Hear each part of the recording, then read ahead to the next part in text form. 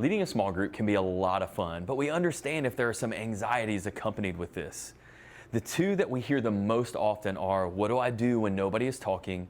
Or what if they won't stop talking and they constantly are jumping onto another topic? So let's go through this. There are those nights when it seems like you have to drag stuff out of them. Sometimes it's the topic of that small group, and other times it's just been a weird day at school and they have a lot on their mind. As a leader, you can't internalize this and think that it's all because of you. It takes time to get to know these students and for them to trust you. So hang in there, and here's a few things that you can do. First, shift the questions to simple yes or no answers. Possibly even a raise your hand if this is your response. Get them used to responding. These are usually very service level questions, but remember, you're gaining their trust as well as the other students that are in the circle. Each week, one of our goals is that everyone talks. At first, we may just have to celebrate a simple yes or no, but we have to start somewhere. We can get to deeper conversations next week, but for this week, we want them to engage. Before you talk about your faith, spend more time talking about their week. Before you tell them to participate, make sure they know that you're happy to see them. Before a teenager can engage in a conversation about a God who cares about them, they need to connect with people who care about them. Leading a small group is about more than going through questions. It's about the relationship you're building over time.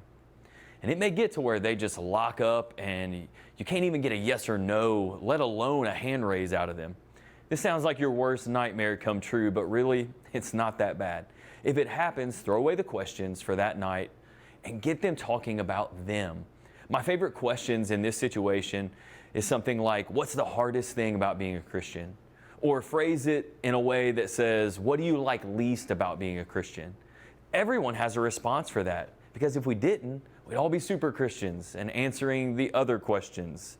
Yes, I'm giving you permission to throw away the plan for that night and get them talking. Prove that you want to hear from them, and in the next few weeks, you will. At some point, you may run into the opposite problem, especially if you lead a junior high boys small group. What do I do if they won't shut up and stay on topic? It sounds bad, but here's some truth. If they're talking, it's because they're comfortable.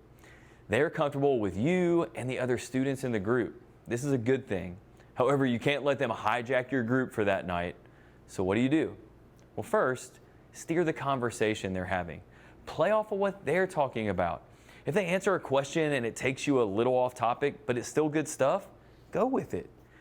Don't be tied to our questions. When you're driving, you can take several routes to get to a destination. If it's way off topic, then go for it, but only for a few moments. Tell them that we will finish that conversation later. Show them you're excited to talk about what they're obviously excited to talk about, just not right at this moment.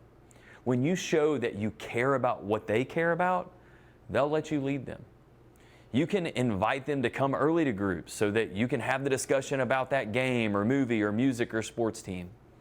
And every now and then, you have that one student that has all the answers and they just have to provide you this vital information. This makes other more quiet students lock up. To protect them and the embarrassment of the talkative student, simply joke that they answered the last one and you want to hear from someone else first. After the meeting, pull them aside. Affirm them by letting them know that you're so glad they're in your group and that their input is great, but you want to make sure everyone gets a chance. So the next time they lock up or won't shut up, try a few of these out. Above all, though, show grace, love your students, and know that God has called you to this position for this time with these students.